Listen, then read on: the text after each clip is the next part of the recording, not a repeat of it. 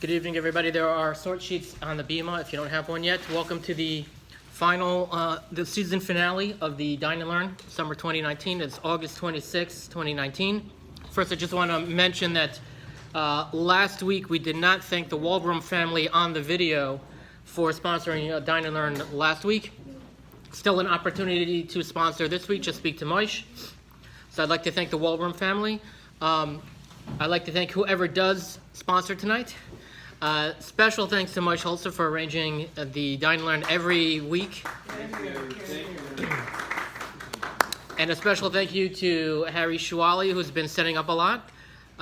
Normally at this time I mentioned by name whoever has been here for every single week, but I think this year I'm the only one who's been here every single week. Everyone's missed one. Am I wrong? Menashe, were you here every? No. Except for perhaps Mr. Katz, who's been watching the videos which are on the shul website. So congratulations, Mr. Mayor Katz. So tonight I'd like to talk about halachic responses to anti-Semitism in the golden age of Poland that we've been discussing. First, I just want to follow up on one item that we mentioned in a previous, maybe 2 weeks ago, the Sharei Tshuva, which I pointed out is supposed to have been written by Reb Chaim Mordechai Margolios, but it's very clear that at least the comment we were looking at was written by his brother, Reb Ephraim Zalman Margolios, the famous author of the Beis Ephraim, the famous posek. So one of our attendees pointed me to an article where, first of all, the Stei Chemed noticed this. He asked it as a question. And it seems that both brothers wrote it. So someone, a diligent researcher, recently wrote an article where he figured out that the original Sharei Tshuva, right, the one in the Mishnah Berurah and the Shulchan Aruch, the Sharei Tshuva and Orach Chaim, was published in 2 volumes. The first volume was written and published by Reb Chaim Mordechai Margolios. The second volume, he had already passed away, and his brother Ephraim finished it up and published it. So that solves the puzzle that I was talking about. Okay, moving on. So strangely enough, we're going to talk about 2 tshuvas tonight that were long lost, and I think that's very interesting and relevant for the fact that they're talking about how to respond to anti-Semitism.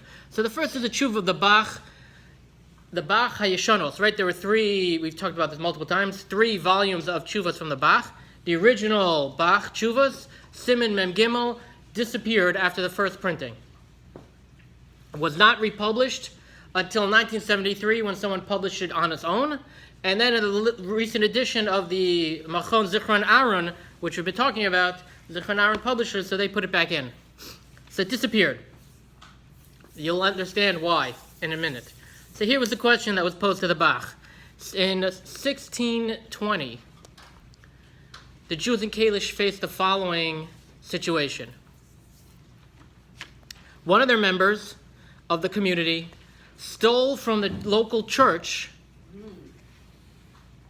what seems to be their communion wafer, which we don't have to get into the details of Catholic theology, but once it's sanctified, it's very special to the Catholic Church.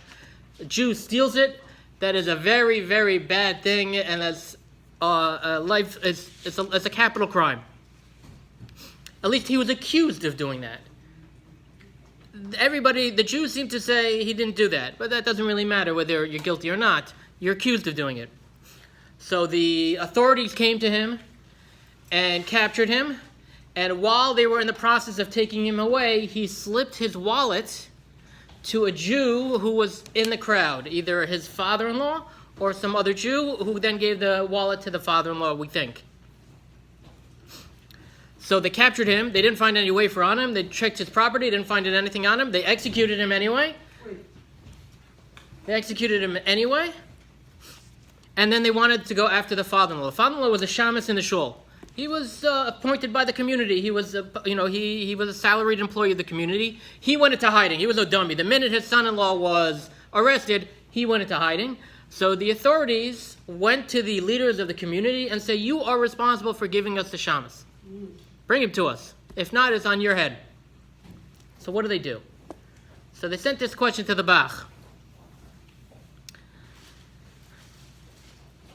So the Bach Interestingly enough, this tshuva, the Shach and his commentary, so the Bach discussed this sugya a little bit in his commentary on the Torah, which was published. He mentioned his tshuva, and the Shach says, I don't have this tshuva. So he says, the Shach says, I'm not going to go into too much detail, because it's in the tshuva somewhere. But we have the tshuva now. So if you look at your source sheet, it boils down to, of all things, a Mishnah on Trumas. Trumas Periches, Mishnah Yud Aleph to Yud Beis. Here you go. So haya over mimakom lamakom v'kikar shel truma biyado. You have these loaves of truma that you're carrying, and these are holy, and they cannot be defiled. You can't be metame them. Amar lenachri ten liachas men v'tama. A non-Jew comes and says, "Give me one of them, and I'll make it tameh." V'imlav hareini mitames kulan. If not, I'm going to make them all tameh. So Rabbi Eliezer Omer. You shouldn't be involved. Don't give it to him. It's also to give it to him. If what happens next is that he makes a all tameh, that's not your problem, that's his problem. It's not on you. Better you should do nothing than let him do it. Than be an accomplice to his avera. Rabbi Shua Omer yaniach lefonav achas mehen al sela. No, that doesn't make any sense. Rabbi Shua says it's not practical. Take one, put it down, let him take it. You're not really an accomplice. And that way, only one becomes tameh, not all of them. Okay. V'chein, the Mishnah goes on to something even more personal. Nashim she'amar lehen goyim ovdei lilim. So a group of women who some idolater Gentile comes to them and says, Tnu lanu achas mikem v'nei tumah v'im lav harei anu metamin kulchem. He comes and says, give me one woman. I'm going to take her. And if not, I'm going to take all of you. So what should they do? Do you hand over a woman to this situation? Says the Mishnah, Yitamu kulan. No, do nothing. Even if it means they're all affected. Va'al yimseru lahem nefesh achas misrael. You should never be in the position where you give over a Jewish soul to those kinds of results. That's the Mishnah. Okay, this is where it gets complicated. I tried to reduce the complication with underlining and numbers. I don't know if that works. I suspect that both I and you will get confused. But let's try. Yerushalmi on that Mishnah. Tani. Brisa. Or a saying. Siyos b'nei Adam. So you have a caravan of people, of Jews going. Shahayu mehachim b'derech. Pogu lahen goyim. Some bandits, some non-Jewish bandits came to them. V'amru tnu lanu echad mikem v'neharogoso. And they say, hand over one of you, we're going to kill him. V'imlav hari anu hargim es kulchem. And if not, we're going to kill you all. So either way he dies. It's just a question of, do you hand him over and save the rest? Says this mimer, afilu kula neheraging lo yimsuru nefesh achas miYisrael. Even if they end up killing a whole caravan, do not hand over this person. However, yichdu lahen echad. However, they say, give us over that guy. They point to him. Kigon Sheva ben Bichri. We'll talk about that story in a moment. Like the biblical story of Sheva ben Bichri. Yimseru also v'al yehargu. So then, if they specified who they want you to hand over, you can hand him over to save everyone else's life. So Amar Rabbi Shimon ben Lakish. So this is Reish Lakish speaking. V'hui she'eh chayiv misa k'sheva ben Bichri. Only if that person did something that would make him chayiv misa. If he's chayiv misa, if he should be executed or he should be punished, so then you're allowed to hand him over. Otherwise, you cannot never hand anyone over. V'Rabbi Yochanan Amar afa pishin chayiv misa k'sheva ben Bichri. Even if he's not chayiv misa, if they specified that person, then you're allowed to hand him over. We'll stop here. So now we have two opinions, Rabbi Yochanan and Reish Lakish. If the bandits come and specify one person, hand him over. If you don't hand him over, we're going to kill you all. Hand him over so we can kill him. Otherwise, we'll kill you all. Says Reish Lakish, you can only hand him over if he's already chayiv misa. If not, you cannot. You have to do nothing. Says Rabbi Yochanan, no matter what, they specified him, you can hand him over. So the Svara seems to be, according to the truth is this: there's a big literature on this. This comes up throughout history, particularly in the Holocaust, but even before then, it came up a lot. And we're only going to talk about the Bach because otherwise it's just too much. Seems like according to Rabbi Yochanan, if they designate someone, he's a rodif. He's the reason that they're after all of you, and if he's the reason that they're after you, so you can hand him over because he's the one who's coming after. He's causing you to be in this situation. You're allowed to hand him over. But Rish Lakish doesn't agree with that. Rish Lakish says, no, he's not a rodif. The bandits are the rodfim. They're the ones after you. You're allowed to hand him over because he's chayiv misa. He should have been killed anyway. So he's gavra ketila. He's someone who should have been killed anyway, so you're allowed to hand him over. Otherwise, not a lot. That's the Yerushalmi. Generally speaking, Rabbi Yochanan and Rish Lakish, halacha ke Rabbi Yochanan. So you think you're always allowed to hand him over if they specify. Okay, that's the Yerushalmi. Now, if you look at source 3, Tosefta. Again, Reish Lakish says you're only allowed to hand him over if they specify who he is, if it's Chayiv Misa. Rabbi Yochanan says as long as they specify who it is, you hand him over. If not, don't. Okay, Tosefta. Siya shel bnei Adam, she'amru lahem nochrim. Again, same situation. You have a caravan of people, non-Jewish bandits come and say, Tnu lanu echad mikem v'nahargeu, give us one of you and we'll kill him. V'im lav hareinu horgim es kulan, we'll kill you all if you don't hand him over. Yahargu kulan v'al yimsu lahem nefesh achas misrael. You're not allowed to give anyone over. It's case 1. Case 1 is they don't specify who. They just say, give us one person. You can't choose. You can't be in the position where you decide who lives and who dies. Case 2. Aval im yichdu lahem. If they specify one specific person, kigon sheyichdu l'sheva ben bichri, like they specified Sheva ben bichri, yitnuhu lahem v'al yehargu kulan. Then you give him over. So far, so good.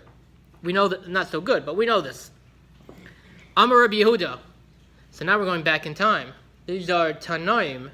Rabbi Yochanan and Rish Lakish are later. Amar Rabbi Yehuda, Bamed Dvarim Amurim, Bizman Shehumi Bifnim, Vehein Mi Bechutz. Meaning the person they specify is he's personally in danger right now, and the people they're talking to, they're not. So then, that's what the case is talking about.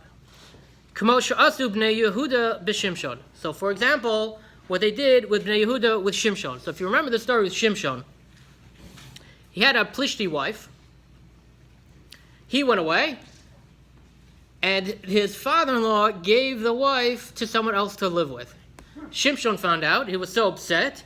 He gathered 300 foxes, tied their tails together, put torches in between, and had them run through the Plishti fields. And he created caused a lot of damage. They were upset. They came back. The Plishtim came and spoke to Bnei Yehuda, the people of his locality, and said, "Where's Shimshon?" And they said, "Oh, well, he's right over there." They gave him up immediately. No coercion. They gave him up immediately. He wasn't there, and they gave him up.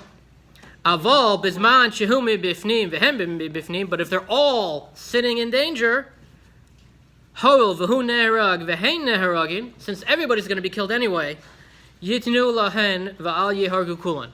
Then you can hand him over. Yeah, but they probably knew they could handle them all anyway.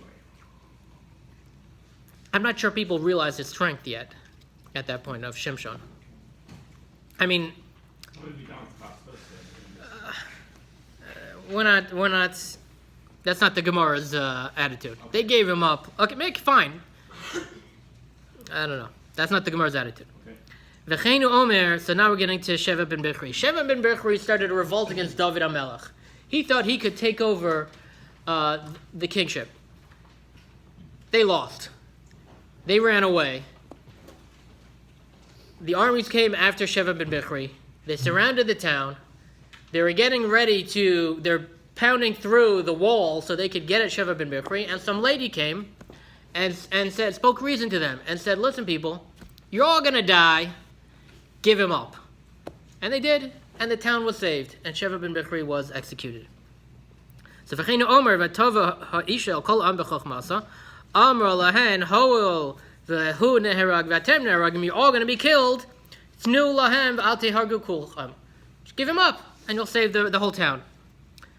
But he, Sheva ben Bichri, as we said multiple times already, he was chayiv misa. He rebelled against the king, and he's chayiv misa. So Rabbi Shimon Omer, kach amar lahem kol amorid b'malchus beis David chayiv misa. Whoever rebels, so he's chayiv misa, that's why they could give him up. So we have two opinions here, we have Rabbi Yehuda and Rabbi Shimon. It is not clear what they hold. And this is what the Bach struggles with. When Rabbi Yehuda says, Bamed Dvarim Amurim, is he talking about case 1 or case 2? I told you it was going to get confusing. We have case 1 and case 2, Rabbi Yehuda and Rabbi Shimon. Rabbi Yehuda says, what is it talking about? When he's inside and you're outside. So case 1 is they don't specify who. You have to choose which Jew you're going to give up. So he's in danger anyway. You're not in danger. You have to choose one of the people in danger to give up. Is that when he says, Bamed Dvarim Amurim, when he's inside and you're outside? That has to be talking about the first case. Why? Because he's contrasting with, if he says if they're both inside, then you give them up. Which means if one inside, one outside, you don't give them up. The second halacha is that you do give them up. Right? So you say, when do we say you don't give them up? That's talking about the first case. So it can't be either. If it's talking about the first case, so which means you don't give him up unless there's yichud, unless it's specified which one. If he's inside and you're outside, only if they specify do you give him up. If they don't specify, you don't give him up. But if they're all inside, you give him over even if they don't specify, right? So you're all in the city, they say give us one of them, they don't say who, and you give him up. That's what Rabbi Yehuda seems to be saying, that's okay. But it's a little strange. How can they choose whose blood is redder? And what's the proof from Sheva ben Bichri? Because Sheva ben Bichri, they did specify Sheva ben Bichri, and he was chayiv misa. So why is that even relevant here? But if it's on the Sefer, it's on the second case, right? They specify, give us him. And you give him up, but that's only if he's inside and you're outside. If you're all inside,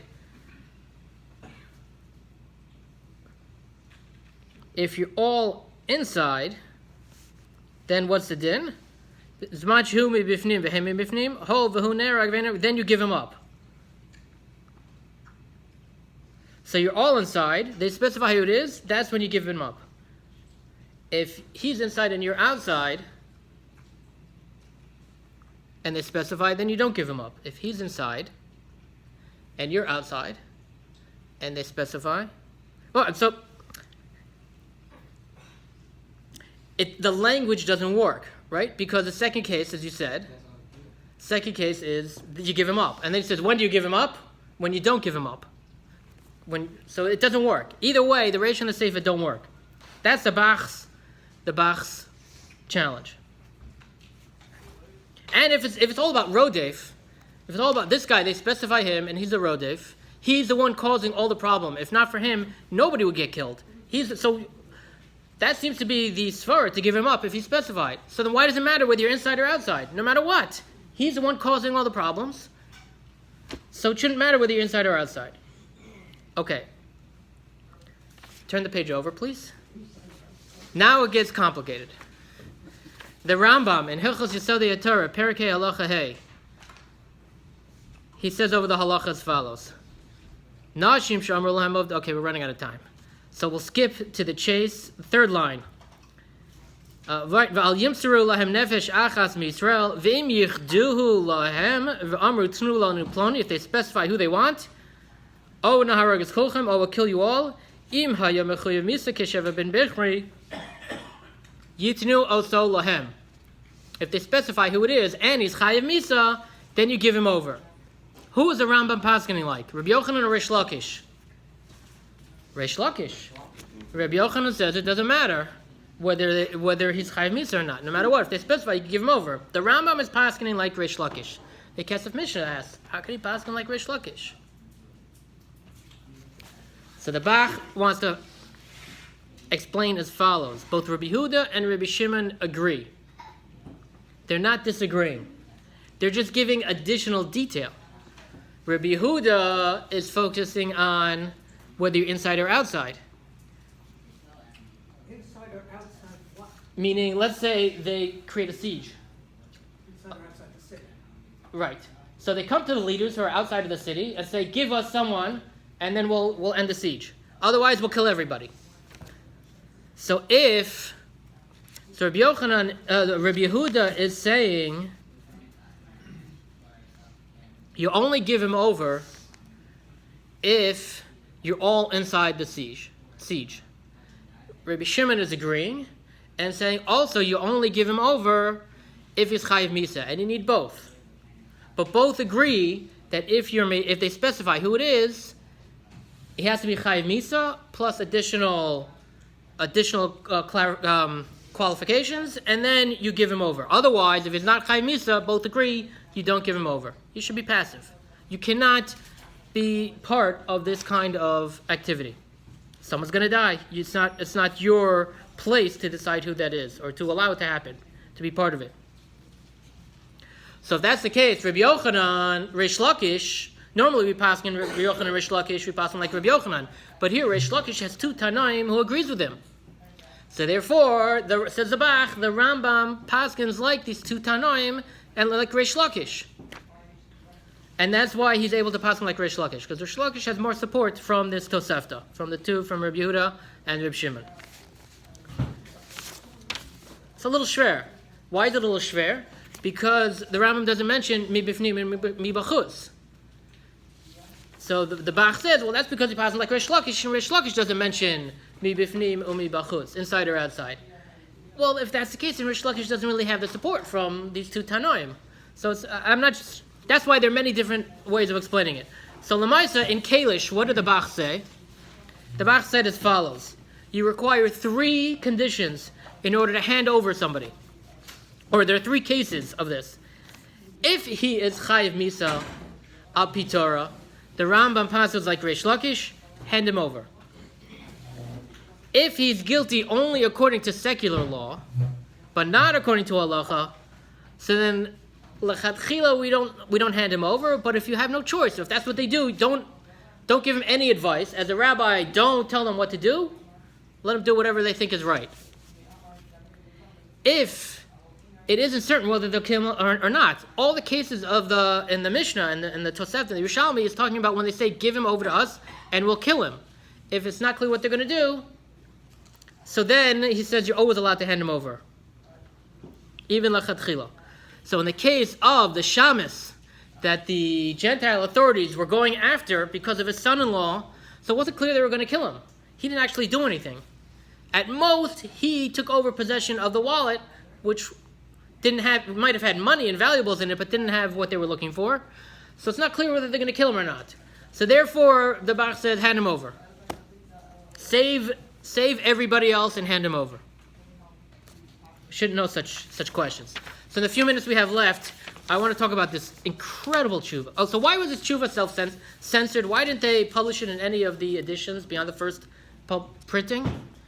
Because this was an accusation against the Jews year after year, and many Jews were killed because of this crazy accusation. Why would a Jew break into a church to steal the wafer that they use for communion and put everybody at risk? It's ridiculous, preposterous, but literally many Jews were killed. So just to make sure that nobody thought there was any sort of defense of it in the Jewish literature, which is not defense at all, this tshuva, I think they just removed it because they didn't want any discussion of it in any Jewish literature. And it was only returned now in recent years. Was the father-in-law surrendered, or what happened with him? We don't know what happened, but presumably, yeah. And I would guess the outcome was not positive. Did he actually steal it? No. He didn't steal it. What's Things weren't fair. It's not fair. What's the point about the wallet being given to the father-in-law? Why were they going after the father-in-law? Because they thought he had the wallet. They saw the wallet was transferred to him? That's what they believed. So tshuva the Chachmas Manoach, Rabbi Noach Hendel ben Shmaria. You might know Chachmas Manoach because he's in the back of the Vilna Shas. He has a commentary. He was born in, I think, about 1540. We don't really know much about him, but he was a big Rav because he signed on to a lot of big things. There was a get in Vienna, that was a whole big issue. He was involved. He was involved in a lot of the big machloksim of that time. So he has a tshuva. So in this new volume, the 4th volume of the Kisvei Habach of the Zichron Aaron, they have a few tshuvas from him. The Siman Aleph is incredible. It was written in code. It was written in code. Every word had an extra lamed stuck in the middle, so that it would be very difficult to decipher. You had to be real Talmud Chacham to be able to figure out what the words actually were, much less to understand it. Here was a question he was asked. They captured Jews and were trying to get them to inform on other Jews who did something wrong. And the punishment did not fit the crime in these situations. This was Poland in the 1600s. Jews don't get any mercy. So they're asking, what do we do? What are we allowed to say? What are we allowed to do? Do we have to? It's such as execution. It's torture. Do they have to endure torture rather than inform on other Jews? But what's going to happen to other Jews? They're basically handing over those other Jews to be executed. This is a Peladik tshuva. We don't pass him like this tshuva, but it's incredible. If you look at the first source 5, I'm not good with counting. The first source 5 on your sheet. So the Chachmas Manoach, in the few minutes we have left, he quotes this Gemara in Yom. Reb Shimon ben Menashe Omer v'Shamru b'nei Yisrael es Shabbos Amar Torah Chalela of Shabbos Achas Kedei Shishmor Shabbos as Harbe. How do we know Pikuach Nefesh? You're allowed to save a life on Shabbos. Save him for one Shabbos so that he can observe many other Shabbosos. Amar Rabbi Yehuda Amar Shmuel Ihava Yehasam Havamina Didi Adifa Miditu. I would have said, if I was there, I would have given a better pasuk. V'chai bahem v'lo shiyamus bahem. You're obligated to stay alive in most situations, which means violate Shabbos to keep people alive, keep yourself alive, keep others alive. Gemara Sanhedrin Ayin Zayin Amud Beis. Amar Rabbi Yochanan Mishum Rabbi Shimon ben Yehosadak Ninu v'Gamar Balias Beis Nisa Belud Kol Averos Shebetorah Im Omil Adam Avor V'Al Tehareg Yavor V'Al Yehareg. Any sin in the Torah that they tell you violate this, commit the sin, or be killed, commit it. Do not be killed. Chutz me avodas kachavim v'gilui yarayis shvichas dami, except for idolatry, adultery, and bloodshed. Why not bloodshed? Says the Gemara says not here. How do you know that your blood is righter than his? It's basic logic. You have no right to take someone else's life and think that your life is more important than his. So what about avodah zarah? Says the Gemara. Of avodas kachavim lo v'atanya Rabbi Shmuel minayin shim amr lo adam avodas kachavim ate hareg minayin shiavor v'al yehareg. How do we know that if someone tells you to do avodah zarah rather than be killed, you should do avodah zarah? Talmud lomer v'chai b'hem v'lo shiyamus b'hem. Yachal afilu b'far hesya Talmud lomer v'lo sechalalu l'shem kodshi v'nikdashti. There's a positive mitzvah of v'nikdashti. You should make a kiddush Hashem. That if they force you to do avodah zarah in public, you should make that kiddush Hashem. Says the Chachmas Manoach, this is not a requirement, it's a heter. The Gemara is saying you are allowed to take martyrdom rather than violate avodah zarah, but you don't have to. You can do avodah zarah rather than accept martyrdom. So therefore, Bekitzer, what he concludes is you cannot give up your friend to these Gentile authorities who are going to kill them. Shvichus damim is never allowed. But avodah zarah, he suggests, do avodah zarah. Try to tell them, look, I'll convert to Christianity, whatever you need. And that way save your life. Avoid torture. He also quotes the Gemara in Ksubas. It says, Ilmale nagdu lachanania mishal varzarya havu mefachin lavodah zarah. That if they had tortured Hananiah, Mishael, and Azariah, rather they threw them into the fire to kill them. If they had tortured them, they actually would have done it. They would have done avodah zarah. So he says, how could they have done avodah zarah? So the standard way of reading the Gemara is because that's how bad torture is. Torture is so much worse, and there are things worse than death. But he says, so you see there that there's a heter. You can do it. We don't pass him like this. The Shulchan Aruch, he says, even though the Shulchan Aruch says not like this is how I'm passing. Wow. He's a minority opinion on that. But the upshot of all this is it was not a fun place to be. We're talking about the golden age of Poland.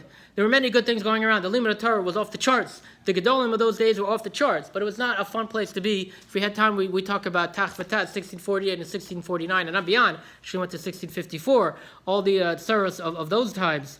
But as we finish up this parsha and this period of time, we should remember all these incredible, the thriving and blossoming of Torah, even under difficult situations that we've witnessed. It's just mind-boggling and incredible, and it should spur us to greater heights as well. Thank you very much.